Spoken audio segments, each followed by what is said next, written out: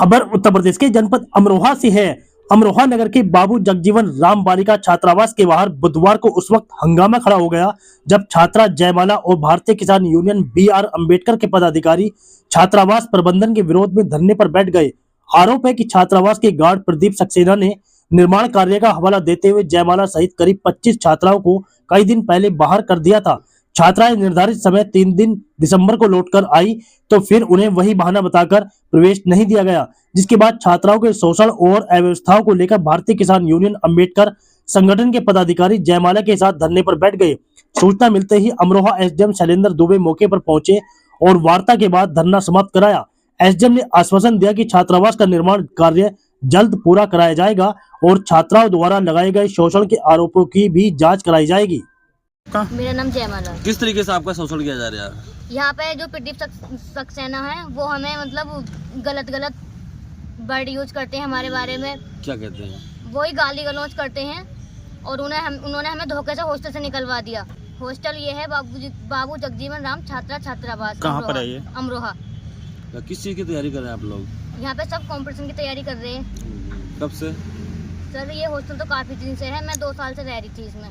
अचानक आपको निकाल दिया गया? 23 जून को निकाल दिया गया, यह कहकर कि आपको 1 जुलाई को हॉस्टल में बुला लेंगे।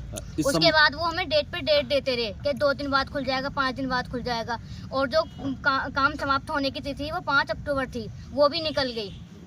तो आप इसके संबंध में आपने किसी अधिकारी से संपर्क किया? DM ऑफिस गए हम 3-4 बार और SDM मतलब सब जगह हम गए हैं। किसी ने हमारी CDO समाज कल्याण अधिकारी मैम सबके पास चले, किसी ने कोई सुनवाई नहीं की हमारी। क्या चाहते हैं आप? हम अपना हॉस्टल खुलवाना चाहते हैं आज ही और अभी।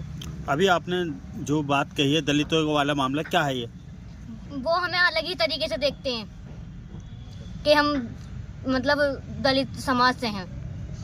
अच्छा जी भैया बताइए नेताजी, आज जो धरना दिया जा रहा है। ये कुछ लड़कियां हमारे पास आई थी परसों पहले।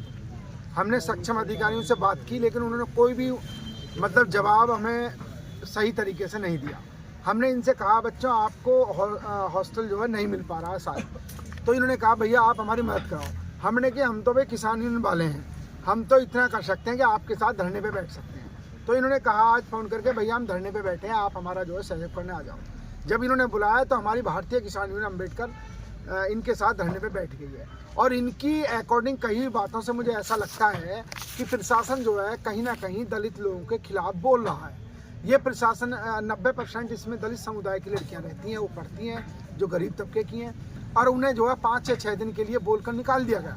और निकालने के बाद अब 6 महीना हो गया, ये दर दर की ठोकरें खा रही हैं। इनका भविष्य जो है अंधकार की तरफ पहुंच चुका है। अब तक ये 6 महीने तैयारी करती तो जो वैकेंसी इनके सर पर है हो सकता है उनमें कोई सी वैकेंसी में इनका नंबर जरूर आ जाता। लेकिन अब भी अधिकारियों के कान पे कतई जू नहीं रेंग रही है। उच्च अधिकारी ये कह रहे हैं कि दीवार नहीं बनी है, ये नहीं बना है, वो नहीं।